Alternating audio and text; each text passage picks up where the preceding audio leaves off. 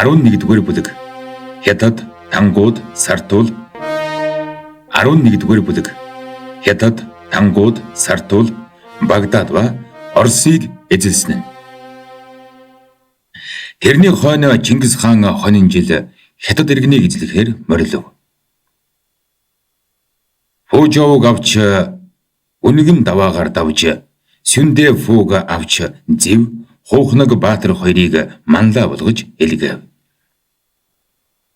Завчаалд очиж завчаал давааны бэхлэлтийг хүрээд Зэв өгүүлрөв.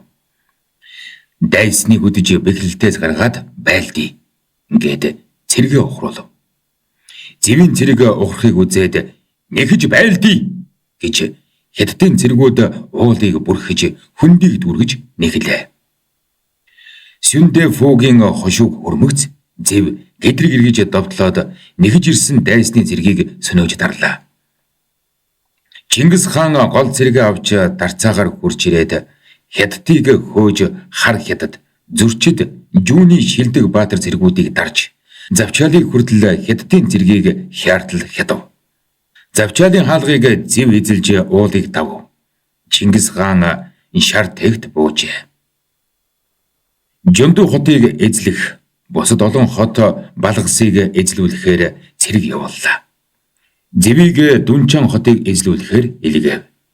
Зэв Дүнчан балгасанд хүрээд шууд эзэлж барахгүй буцаж 6 хоногийн газар яваад гэнт эргэж хөдөлгөөн морьтой цэргийг шүн туршаа давхиулж Дүнчаныг санамсаргүй байхад нь дайран эзэлжээ. Зэв Дүнчан хотыг авч харж ирээд Чингис хаанд нийллээ.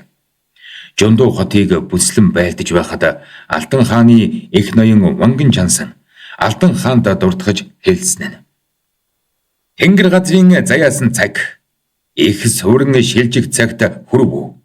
Монголчууд их хүчтэй болж ирээд бидний ирэлхэг шилдэг хар Хятад зөрчид Жүүний эрхэм цэргүүдийг бүрлэгэн хятжээ. Бас этгэлтэй бат завчаал бомтыг булан авч одоо бид бас цэргүүдийг дайчлан мордуулж болох боловч монголчуудад дахин дарагдвал өөрсдийн хот болгосонд бутран тарж дахин хуралдуулах аргагүй болохоос гадна бидэнд итгэхгүй болж урвж дайсгнахад хүрнэ. Алтан хаан сойрох бол Монголын хаанд элсэн найрамдъя. Найрамдаад буцвал тэдний буцсан хойно жиж өөр саналаа гаргаж зөвлөгдөе. Монголын цэрэг агт эндэх газрын халуунд тэсэж ядаж байна гин. Хаанд нь хүүхүүхий цэрэг дарга нарт нь алтан мөнгө эд уурсыг гаргаж өгье. Энэ аргад орох эсхийг яаж мэдв гэж дурдхан хэлсэнд Алтан хаан Ванган Чансангийн энэ үгийг зөвшөөж энэ ёсоор гүйцэтгэе гэж найрамдан Чингис хаанд гүн жохныг илгээж алтан мөнгө уурс эд таваарыг Жундуугээс гаргаж цэргийн хүмүүст даах хэрээр өгч Чингис хаанд тусгаалan Ванган Чансанг ээлж болгож илгээлээ. Тэдний хэлсэн дагаж найрамдаа гиснийг Чингис хаан зөвшөөж олон хотыг эзлэхээр байлдаж байсан цэргүүдийг гэдрэг татаж ирүүллээ. Ванган Чансан Можоо Фужоо нэрд хушуу хүртэл Чингис хааныг үдэж гаргаад харилаа. Эд уурсыг манай цэргүүд өргөж даах уз ачиж хэв торгоор ачаагаа татаж явлаа. Тэндээс Чингис хаан хашин иргэнийг зорилоо. Хурж очвол хашин улсын бурхан дагаар орж баруун гарч нь болж хүчээ өгье гэж чагаа нэртэй охиноо Чингис хаанд авчирч өгчээ. Бас бурхан өгүүлрүүн Чингис хааны нэр алдрыг сонсож айн биширж байв бид. Одоо сүлдэд бие чинь хурж ирсэнд сүрдэн их айж байна. Айн сүрдсэн манай тангууд улс баруун гарч нь болж хүчээ өгье гэлээ. Хүчээ өгөхдөө бид байсан газартаа байр нутгалдаг шавар хоттой шавлдан суудаг хүмүүс тул хурдан аянд түргэн хөдөлж чадахгүй. Хурц дайнд даруй мордож амжихгүй. Хаан Чингис сойрох бол хамаг тангууд улс өндөр дэрсний нөмөрд өсгсөн олон тэмээг үргэл болгож туслая. Өөрийн гараар нэгсэн өрмөг бүс эдээ бэлэг болгож өгье. Арга чадлаараа сургасан анж шонхор шувуудын аль сайныг хүргэе гэж өчжээ. Тэр хэлсэн үгэндээ хурж тангууд иргэнээс тэмээ татварлаж тууж барагдахгүй олон тэмээ авчирч өгчээ. Чингис хаан энэ удаагийн явдалд Хятад улсын Алтан хааныг дагаар аруулж их дуур саваад хашин улсын бурхныг элсүүлж олон тэмээг авлаа.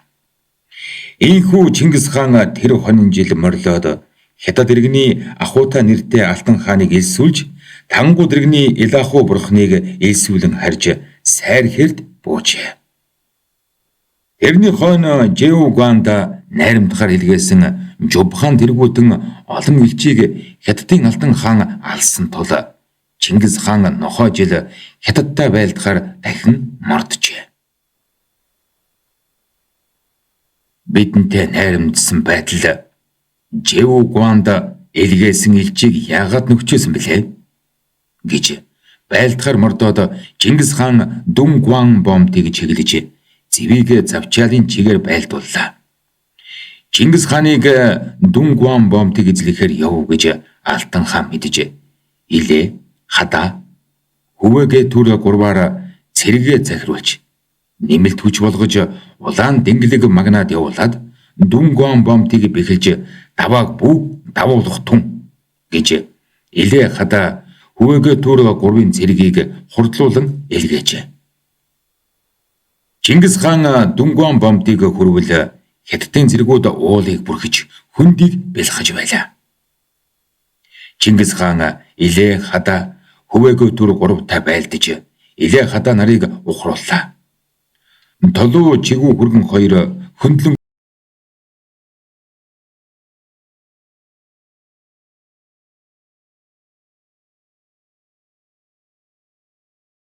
өнгөс товтолж улаан дэнгэлэнг няцаан дараад Илээ, Хада нарыг цэргийн хажуугаас цохиж Хятадыг замбуул болтол хятжээ.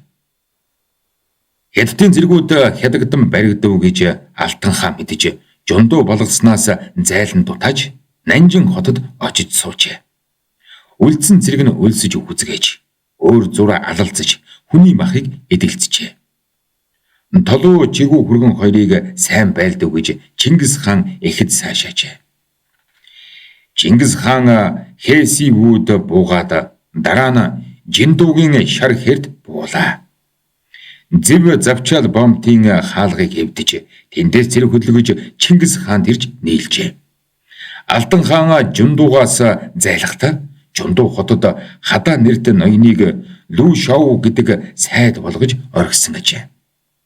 Чингис хаан Жундуу болгосны алт мөнгө эд урс юмыг тоолуулахаар өнгөөр бүрж архаагасар шихий бодог гурвыг илгээжээ.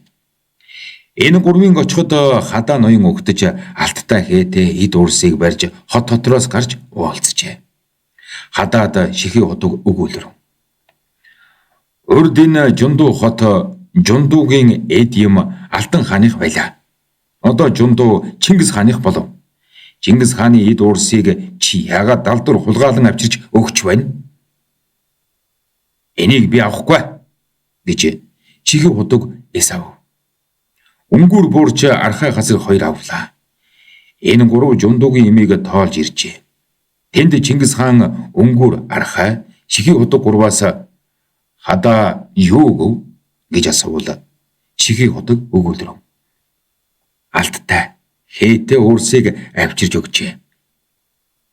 Миний хэлсэн нь урдын Жундуу Алтан хааных байв. Одоо Чингис хааных болов. Хада чи Чингис хааны эд имийг далдуур хулгайлж яахан өгнө гэж би ис авлаа. Өнгөөр архаа хоёр өгснийг авлаа гэхэд Чингис хаан өнгөөр архаа хоёрыг ихэд буруушан донгодов. Шихий удгийг чи их ёсыг сэтгэжээ гэж их сайшаан сойрхож чи миний үзэхнүүд сонсох чих биш үү гэж зарлиг болгожээ. Алтан хаан Нанжин орж өөрөө наримдий гэж мөргөж Тэнгэр нэрдэг хүүнээ 100 нөттэйгээр Чингис хаанд шадар цэрэг болтугай гэж илгээлээ. Чингис хаан тэдний наримдыг эснийг зөвшөөрч буцацгаая гэж өөрөө завчаал вомтыг дайран буцах гэж хасарт зүүн гарын зэргийг захируулан далайн хөвөөгөөр хижин явж Бэгэн гэдэг хойд нийслэлд буугаад тэр хотыг дагуулж тэрнээс цааш зөрчдийн ухаанууг дайран модож хэрв ухаануу байлдахыг сэтгэвэл байлдах тун. Элсэж орвол тэрний хязгаарын хотуудыг дайран улнаа мөрнийг огтлон модож таврын голыг өгсөж хянганы давааг давж их авраг ордонд нийлэн эрдэг бай гэж илгээжээ. Хасартаа чоржида алчи толон чирбир 3 ноёныг илгээцв. Хасараа Бээжин хотыг оруулж зөрчдийн ухаанууг дагаар оруулж мөрд тохиолдсон хотуудыг эзлээд тавар голыг өгсөн давааг давж Чингисийн уул ордонд бууж иржээ. Тэрний хойно Чингис хааны Сартул иргэнд явуулсан ухууна тэргүүтэн 100 илж алагдсанд Чингис хаан алтан аргамжаа Сартул иргэнээр таслуулаад зүгээр орхиж болох уу? Ухууна тэргүүтээ 100 элчийн өшлийг өшиж, хяслыг хэсэж Сартул улстай байлдъя гэж мордоход Есү хатан Чингис хаанд дурдхан өжсөн. Хаан өндөр давааг давж өргөн мөрнийг гитэлж урт аянд морилготой улс иргэнэ захирахыг уртл болгож сэтгэн. Төрсөн бие төлбөрөх төмөн амьтны хуулийг төгс ухаандаа санаасай. Улс мэд бие чинь нурж чадвал улс олон Монголыг чинь хэн захирах юм? Толгуур мэд бие чинь төвж одвол туг их сүлдий чинь хэн өргөх юм? Төрсөн 4 хүүгээс чинь төр барих нь хэн бэ? Хан хүү дүү нар харц болон ард хатад бид бүхэнд хариу айлдах хэсгийг хааны зарлиг мэддэг бай гэж үчвэл Чингис хаан зарлиг болроо. Хатан хүн боловч Есүн хэлсэн үг зөвөөс зөв. Дүү нар хөвүүд боорч Муглаа та нарын аль нь ч энэ үгийг дурдсангүй. Би өвгдийн хойноос одохгүй мэд өөрөө мартсан ажээ. Үхэл надаас тойрох мэд үнэхээр тэрнийг санссангүй гэд хүүдийн ах зүч мөн юу хэлнэ чи хэл гэлээ. Зүчийг үг хэлхийн урд цагаатаа өгүүлрөө. Зүчийг үг хэлгээд зүчийг юунд томилох гэж байна? Энэ мэрэгдийн орхитост бид захирагдах гэж юу? Гэсэнтэй зүч босоод цагаатан ингээс шүүрэн барьж өгүүлрөө. Хаан эцэг намайг гадуурхаж үзээгүй байхад чи намайг яагаад ялгаж байна? Чи надаас ямар эрдэм чадлаар илүү?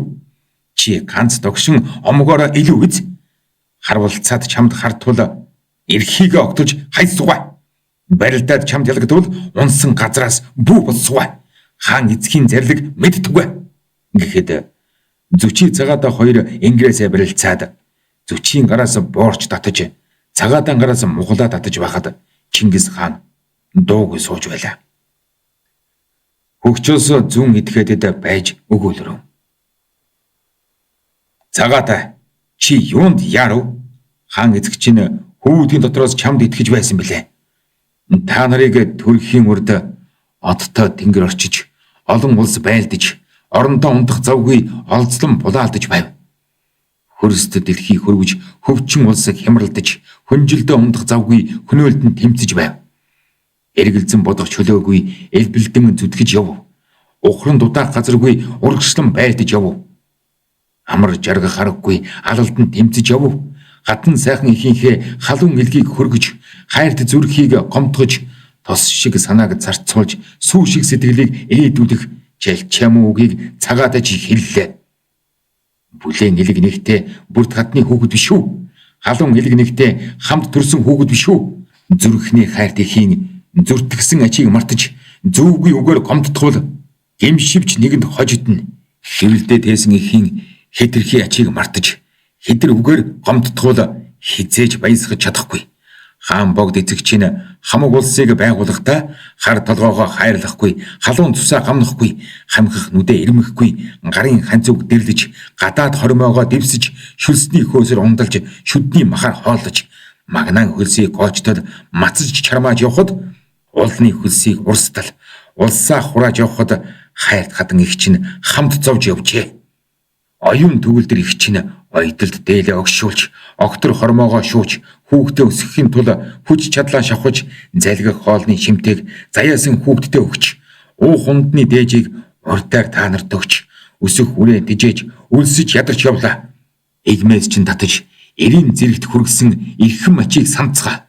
Хүзүнээс чинь татаж, хүний зэрэг болгосон хүндэт ачийг бодоцгоо. Бохрийг чинь арилгаж, борвийг чинь тэнэлгэж, эрийн зэрэгт оруулж, эмээлийн дөрөөнд хүргээд инхний хүү та нарын эрхэм сайныг үзье гэж их чинь одоо бодож байна. Наран шиг гэгэн ухаанд, навч шиг дэлгэр сэтгэлд сайн хадан ихийнхээ санааг бүү гомдуул гэлээ. Эндээс Чингис хаан өгүүллээ. Зүчийг тэгж хэлж яаж болно? Үүдийн минь Ахмад зүч биш үү? Хожим тэгж бүү хэлдэгвэ гэж зарлиг болголоо. Энэ үгэнд цагаатаа мөшөлдөж өгүүллээ. Зүчийн хүч эрдмийг басамжлахгүй. Амаар алсныг ажиж болдоггүй. Үгээр өгүүлснийг өвчиж болдоггүй. Аавын хүүдийн Ахмад нь зүч бид хоёр биз? Хаан эзэгтэй хавсарч хүчээ өгье. Далдран зайлсан этгээдийг тас завчиж шийтгэе. Салж саадсан этгээдийг салбартал завчиж бай. Өгөөдөө өршөөлтөд тул өргөмжлөхөд болно. Хаан эзэхийн дэргэд хамт ойр байлгаж бараад их малгааг бариулан мэдүүлж болно гэлээ. Энэ үгэнд Чингис хаан өгүүллээ. Зүч юу хэлгээ хэлэхтэн гэвэл зүч. Цагаатан хэлсэн ёсоор цагаатаа бид хоёр хавсарч хүчээ өгье. Өгөөдөө өргөмжлөе гэлээ. Чингис хаан зарлиг болроо. Хавсарх нь юу вэ? Их дэлхий авгаа. Улс мөрөн олон бий. Харь улсыг эзлүүлэн тус салгая. Өөр өөрийн нутгийг өргөдгөж яваарай. Харин зүж цагаатаа та хоёр хэлсэн үгэндээ хүрч ардын инээдэм амьтны тоглоом болохгүй эв найртай явдгаа. Эрт цагт алтан хужир хоёр энэ мэтэр үг барилдсан байтал хэлсэн үгэндээ хүрсэнгүй хэдэр зангаргаад юу болсныг та нар мэдэж байгаа биз? Одоо алтан хужир хоёрын харьяат нарыг та нарт хувааж өгнө. Тэднийг үзэж цээрлэл болгож явахтун гээд. Өгөөдөө юу хэлэв? Хэлэхтун гэхэд өгөөдөө хаан эцэг сойрхож үг хэлгээхэд би юугаа хэлэх вэ? Чадахгүй гэж яаж хэлэх вэ? Чадахыг хичээе. Гагцхүү хойд үеийн хүүд ач нар минь өвсөн дороовч үхэр тоож идэхгүй. Өөхөнд хочвч нохоо тоож идэхгүй юм төрөөд хандгааг харваад огтныг онох болов зай. Би тэрнээс өөр юу хэлэх вэ? Гэлээ. Энэ үгийг сонсоод Чингис хаан зарлиг болроо. Өгөөд ийм үгийг хэлэх болволжээ. Бас толуу юу хэлэх вэ? Хэлэхтэн гэхэд толуу би хаан эзгийн нэрэлсэн ахын дэргэд байж мартсныг сануулж, унтсныг сэрвэлж, урайлах дунд нь уухай болж, унах моринд нь дашуур болж, холын наянд явуулцаж, ойрын дайнд оролцож туслая гэж хэлвэл Чингис хаан зөвшөөрөн зарлиг болроо. Хасрыг тэрний үр хүүхдийн нэг нь залгамжил. Альчтайг тэрний үр хүүхдийн нэг нь залгамжил. Одчгнийг тэрний үр хүүхдийн нэг нь залгамжил. Бэлгүүтэйг тэрний үр хүүхдийн нэг нь залгамжил. Тэрчлэн намааг миний үр хүүхдийн нэг нь залгамжилж, миний зарилгийг өөрчлөхгүй, задлахгүй, осолдохгүй, алдахгүй баримталж явдгаа.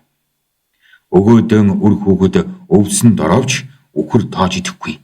Өөхөнд хочвч нохоо тоож идэхгүй юм дөрвөл миний ураг төрлийн дотор нэг хүүн нь сайн төрөх үгүй юу? гэж зарлиг болголоо.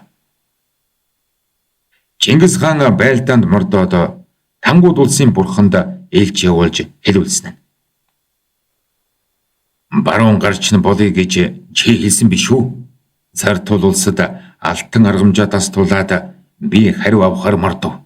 Баруун гар болж морил гэж илгээвэл Бурхны үг хэлхийн үрд ашаахан бүү өгүүллээ. Хүч хүрэхгүй бол хаан юунд болов гэд туслах зэрэг өгсөнгүй омогтой их үг хэлж элчийг буцаажээ. Тэнд Чингис хаан "Ашаа хамбууд яаж ингэж хэлэгдэх вүлээ? Урдаар тэдэнтэй очиж байлдвал зохилтой биш үү? Гэхдээ өөр хүнд зорж байгаа цаг тул энэ удаа болий. Мөнх тэнгэрт ивэгдэж алтан жолоогоо бат татаж ирвэл тэр цагт магад болтугай" гэж. Тулаа жил Чингис хаан хатнаас хулан хатныг авч дүү нараас отжигэн ноёныг их ордондоо үлдээгээд араан даваагаар давж Сартул улстай байлдахаар мориллоо. Зэвийг магнаад илгээлээ. Зэвийн дараа гизэгт Сүбэдэг илгээлээ. Сүбэдэн гизэгт Тогоочрыг илгээлээ. Энэ гурвыг илгээхдээ тушаасан нь Султан хааны нутгийн гадуур явж цаана нь гараад биднийг очиход хамтарч нийлдэг гэж. Зэв яваад хам мэлгийн балгасуудыг огт түвэлгүй гадуур нь гарч оджээ. Тэрний хойноос Сүбэд мөн ёсоор түвэлгүй явж өнгөрлөө. Тэрний хойноос Тогоочоор явахдаа хам мэлгийн хязгаарын хотуудыг дээрэмдэн тариачдыг олзолжээ. Хам мэлэг хотуудаа сүйтгэлөв гэж дутаан хөдөлж Жалилдийн султантай нийлж Чингис хааны эсрэг байлдав. Чингис хааны урд Шихи худаг манлайлан явжээ. Жалалдийн султан хан мэлэг хоёр Шихи худагтай байлдаж Чингис хаанд хүртэл хүн ирэхэд Зэв Сүбэд Тогоочр гурвал Жалалдийн султан хам мэлэг хоёрын хойноос нэхэн байлдаж тэднийг дарж хядаад Бухар, Семискиаб, Отроор хотын аль нь ч оруулгүйгээр хөөж байлцаар шин бүрний хүргүүл Сартуулын цэрэг шин бүрэнд харин орж олонх нь живж өгөв. Жалалдийн султан хам мэлэг хоёр ам хорогдохын тулд шин бүрнийг өгсөн дутав. Чингис хаан шин бүрний өөд явж бат хэсэнг дайран одож их горих гүн горихонд хүрч Баруун хэрд буулаа.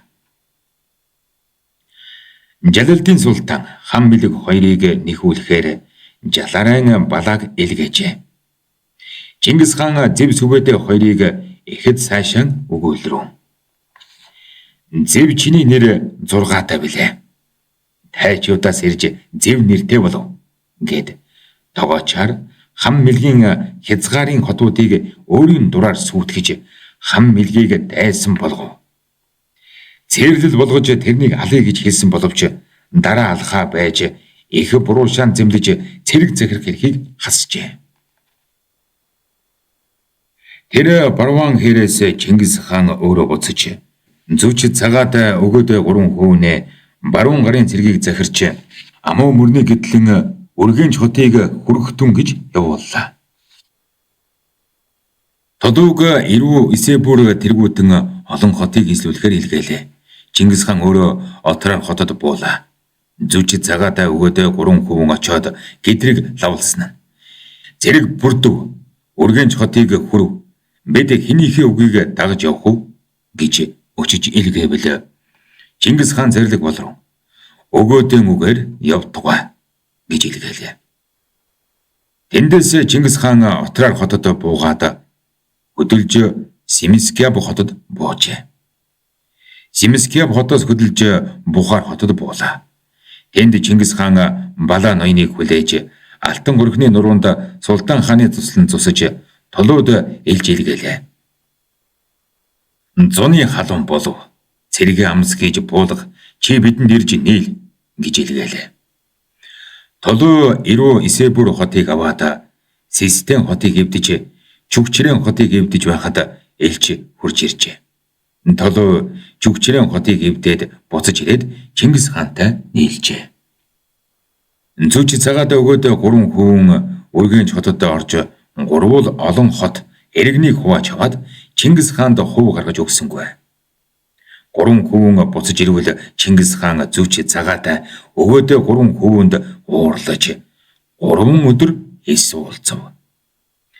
Тэгэхэд Боорч Мухала Шихи худаг 3 өгүүлрүү. Тэмцэн хилцэж байсан Сартул улсын султаныг дорой тоолж хот иргэнийг нь авлаа. Хуваагдаж автах үргэнч хот хувааж авах хүүд бүгд Чингис хааны билээ. Тэнгэр газартай хүч нэмэгдэж Сартуул иргэнийг ингэж дороотуулсанд олон бид цэрэг морчин бүгдээр баясаж багтаж байна. Харин юунд ингэж хэлэгнэв? Хүүд нэгэнт бурууга мэдээд айж байна. Хойшид сургаал болтугай. Хүүдийн авир алгасангүй болов зай.